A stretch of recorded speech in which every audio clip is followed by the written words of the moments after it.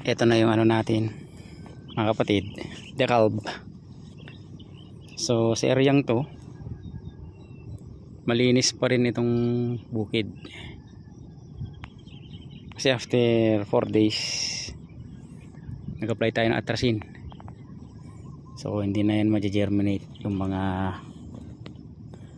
nakaabang na buto ng damo.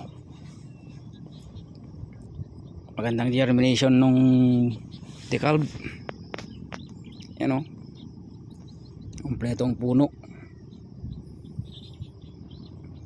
Maganda rin yung NK, pareho lang. Kasi may mga nagsasabi, kasi ito galing to sa ano sa DA.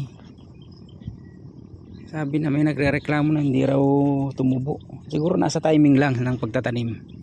Ito galing sa DA ito iba rito Okay naman. Ano? Malaking tulong. Kasi mahal ng binhi ngayon. Nasa kulang-kulang 6,000. Binhi ngayon.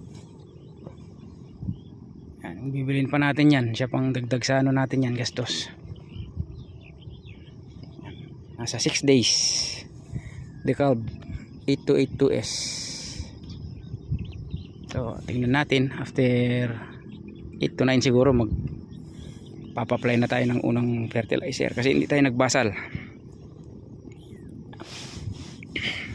So yun lang mga kapatid, thank you, bye bye.